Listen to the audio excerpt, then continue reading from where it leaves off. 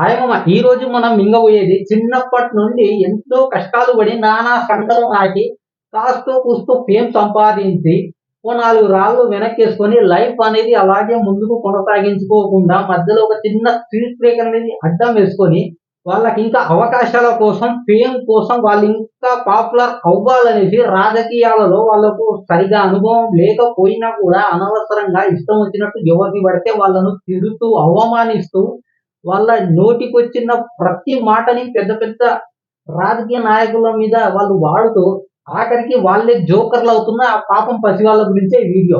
Pawan Kalyan psycho వెధవకి చెప్తున్నా, ఒరే psycho వెధవా, నీకు ఆడపిల్ల ఉంది, ఆ పిల్ల పెద్దదవుతుంది, గుర్తు పెట్టుకొని వెనక బతికే ఉంటాను.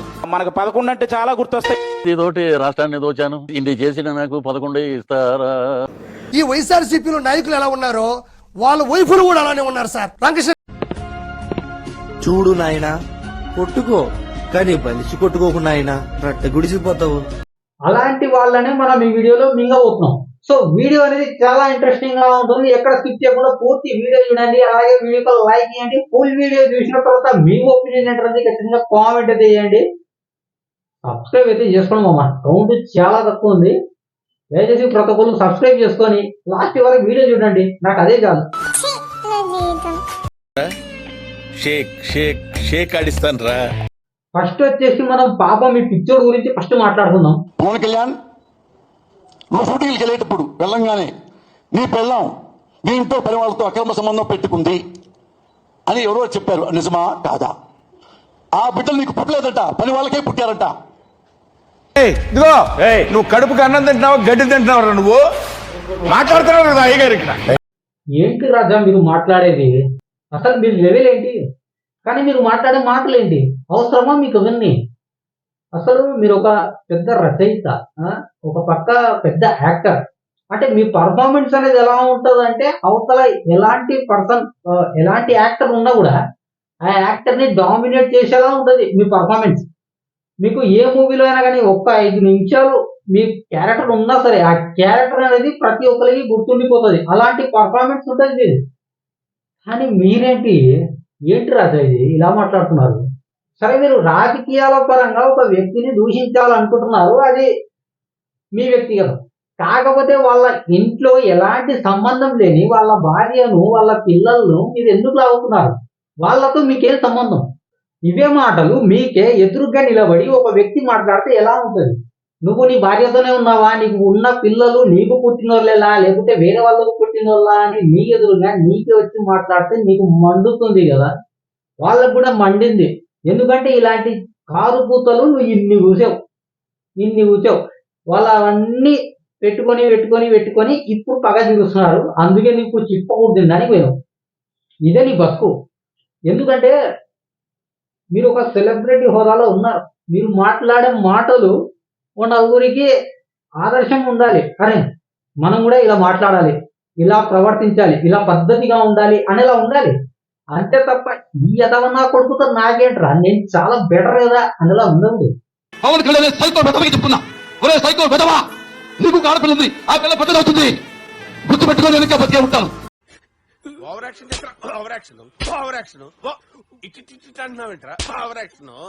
ఏంటి లౌడలో రాజా ఇది? అమ్మ జీవితం, మీరు పెద్ద సెలబ్రిటీ, ఒక్క బూత్ కూడా లేకుండా వీడియో చెయ్యాలి అనుకున్నా. కానీ మీ ఇలాంటి బోకు వీడియో చూసిన తర్వాత నాకు కూడా తిట్లు ఆగడం లేదు రాజా. ఏం చేయమంటావు చెప్పు? చిన్న పిల్ల ఆ పిల్లను కూడా నువ్వు ఆఖడికి నువ్వేంది, నీ స్థాయి ఏంది, నువ్వు మాట్లాడే చిల్లర మాటలేంది? బుద్ధి ఉండక్కర్లేదా కొంచెమన్నా?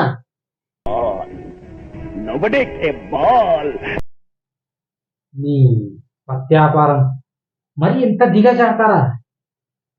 నిజంగా చెప్తున్నా, ఒక రియల్ గా వాళ్ళు అంటే వాళ్ళ పూర్తి లైఫ్ మొత్తం రాజకీయాలకి అంకితం అని చాలా మంది చిన్నప్పటి నుండే, లేకుంటే ఒక ఏజ్ అంటే ఒక 20-25 సంవత్సరాలప్పటి నుండే వాళ్ళు రాజకీయాల్లో ఉన్నా కూడా వాళ్ళే ఇంత నిజంగా మాట్లాడరు.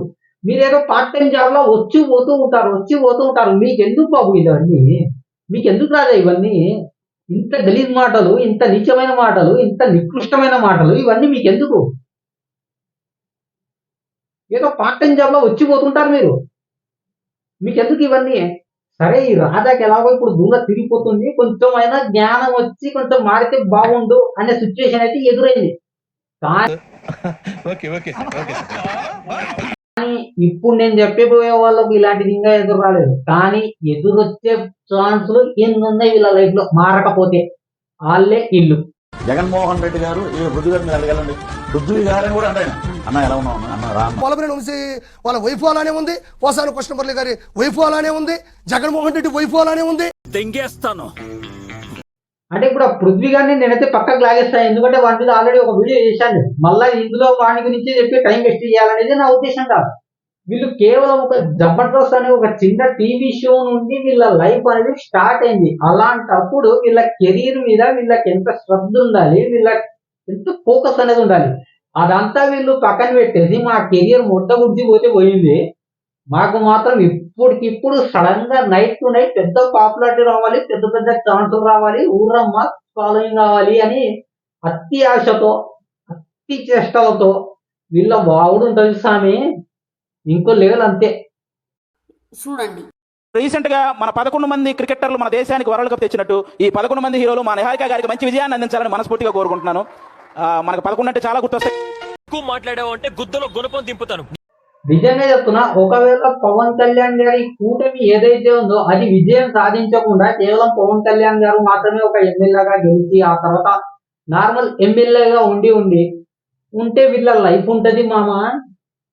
ఒక్కొక్కడు ఫుట్బాల్ ఆడేటోడు.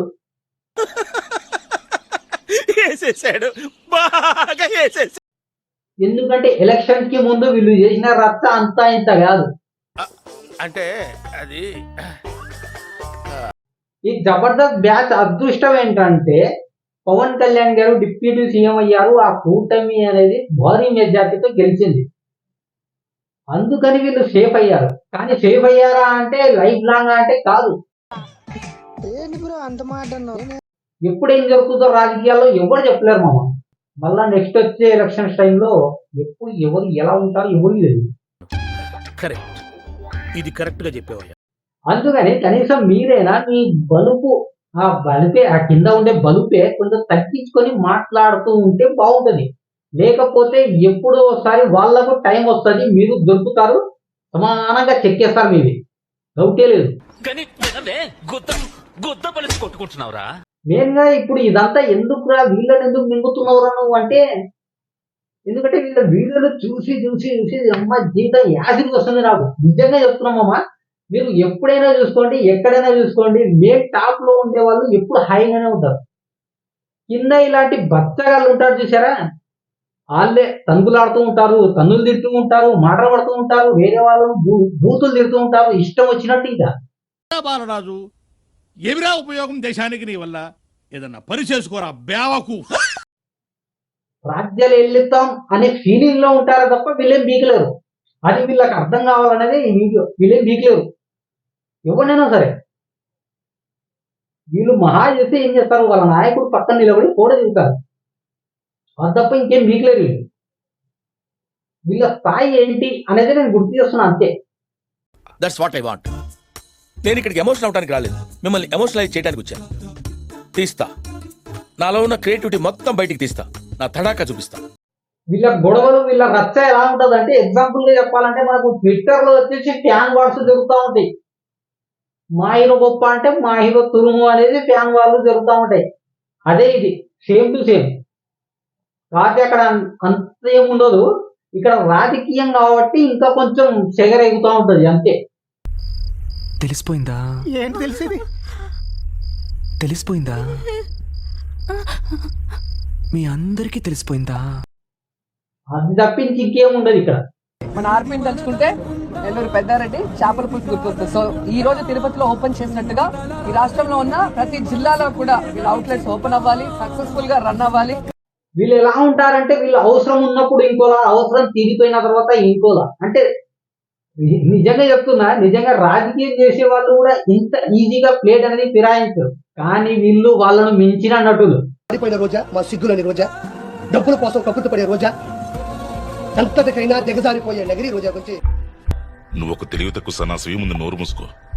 ఇలాంటి వాళ్ళు ఇంకా చాలా మంది ఉన్నారు. వీళ్ళ వీడియోలే ఇంకా బొచ్చెడు ఉన్నాయి.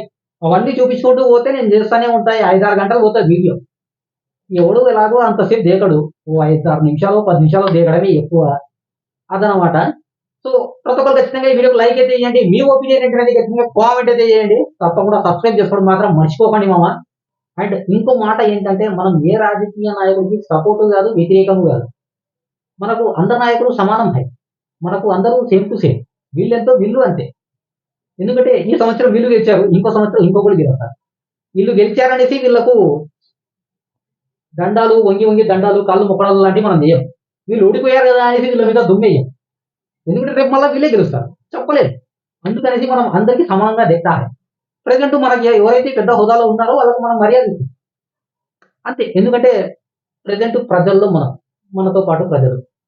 అదనమాట వీడియో. మీకు అర్థమైందో లేదో నాకు తెలియదు. నాకు అర్థమవుతుందో లేదో నాకు తెలియదు. ఏం అర్థం కాకుంటే పోయి చదువుకోండి, పోయి పని చేసుకోండి, పోయి పని తీసుకోండి. Bye bye.